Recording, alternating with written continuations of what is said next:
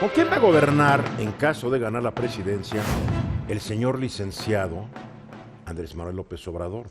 ¿Con quién va a gobernar? Él ya anunció un gabinete. Vamos a estar hablando sobre eso con Liliana Alvarado. ¿Cómo estás, Eduardo? Muy buenas tardes. Stephanie Enaro. Hola, ¿qué tal, Eduardo? Y Juan Azcárraga. ¿Qué tal, Eduardo, Stephanie? La pregunta es bien importante porque un presidente llega, pero no solamente es él, es el equipo. Sí.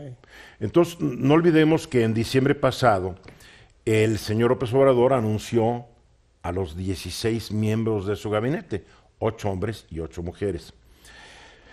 Todos ellos parecen ser personas razonables, prácticas, preparadas académicamente, la mayoría de ellos, que han tenido trayectorias distinguidas o semidistinguidas dentro de sus respectivos campos de actividad. O sea, por nombrar algunos, Olga Sánchez Cordero sería la secretaria de Gobernación y ella fue durante años ministra de la Suprema Corte. Héctor Vasconcelos, que es un diplomático de carrera, cuyo tal vez principal mérito es que es hijo de José Vasconcelos. Carlos Manuel Ursúa sería el secretario de Hacienda y Carlos Manuel fue durante 3 años secretario de Finanzas del gobierno de la Ciudad de México, bueno, del Distrito Federal, cuando el PG era el jefe, pero pues Ursúa decidió que le gustaba más la vida académica y a los 3 años dijo adiós. Y ahí están, hay varios. De todos estos, nomás brincan 2 que han sido aguerridas diputadas López Obradorista, que es Rocío Nale, que ahorita es, o era hace unos días, la coordinadora de los diputados de Morena, y María Luisa, creo que se llama Luisa María, alcalde, que hace unos años fue la imagen de Morena, una chica guapa, a Morena, entonces salió un anuncio de Morena. Y parece que muy lista, muy joven, tiene 30 años, algo así. A mí, y después estaba yo pensando en esta chica morena y que López Obrador le gusta casarse con mujeres que tienden a ser güeras. Porque su actual esposa sí es más blanquita, ¿no? Blanca.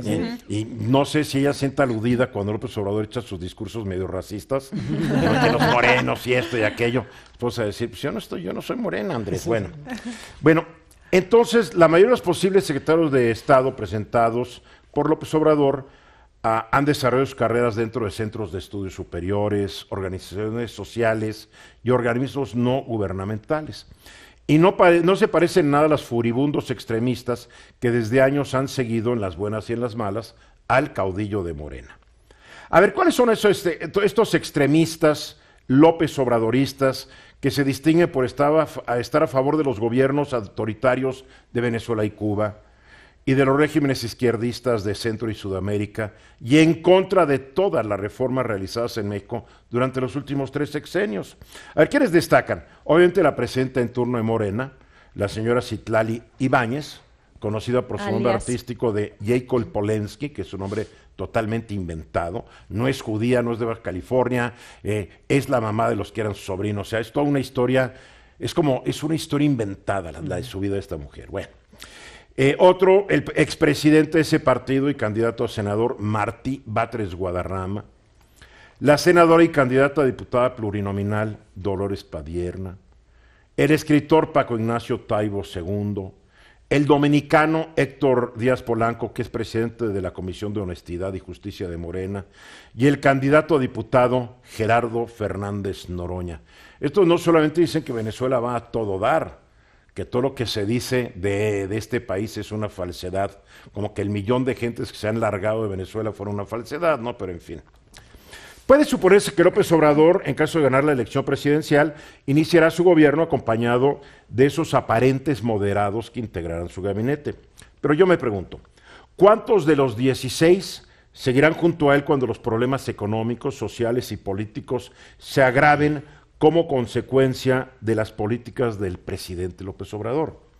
La mayoría de ellos probablemente optará por regresar a sus universidades, centros de investigación y ONGs y serán sustituidos por los López Obradoristas extremos que desde sus cargos trabajarán para implantar en México un sistema similar al que tanto admiran, el venezolano o el cubano. Este es uno de los riesgos que implica llevar a la presidencia al caudillo de Morena. No son los 16 que nombró muy respetables, son los demás. Y yo me quiero referir a la historia de Chile, de Salvador Allende. Salvador Allende, ahí por el año 70, llegó a la presidencia de Chile, únicamente con el 30-33% de la votación, y llegó, él era un socialista moderado, llegó con una bola de moderados, nada más que sus decisiones empezaron a quebrar a la economía chilena. Bueno, también le ayudó la CIA a quebrar un poco más esa economía. Pero a la salida de los moderados, ¿quiénes entraron? Entraron los más extremos, los izquierdosos más extremos de los extremos, y se apoderaron del gobierno del moderado y buena gente Salvador Allende. Ya después es historia todo, ¿no? Vino un golpe de Estado sangriento, vino una dictadura militar terrible, terrible, de un criminal llamado Augusto Pinochet, pero fue por los errores de Salvador Allende que permitió que llegaran estos extremistas, porque se quedó solo en el gobierno. Pero, Eduardo, y es lo que puede suceder en México. sin irte muy lejos, ve cómo está Trump. O sea, cómo ha sido la rotación de sus allegados, de su gabinete. Los moderados se van y van llegando cada vez los más extremos. Y lo peor es porque que él un lo dice. demagogo y un populista no puede gobernar con gente moderada. Y lo dice Eduardo, que es lo más impresionante cuando quitaron a Tillerson, decía, porque no piensa como yo, en menos palabras, ¿no? Que qué señal te da un presidente que diga no piensa como yo, que no puedo tolerar a alguien que no me diga que sí a mis ideas, Bueno, ¿no? imagínate un presidente que nomás confía en sus 3 hijos para las cosas más importantes. Quiere decir y en que el yerno. Claro. o piensas como yo o piensas como yo. Así es. Y lo mismo lo ves en el gobierno de Venezuela y lo ves en el de Cuba, lo viste en los gobiernos de la señora Fernández en Argentina, en el gobierno de Ecuador de Correa, ¿no? Digo, son realidades.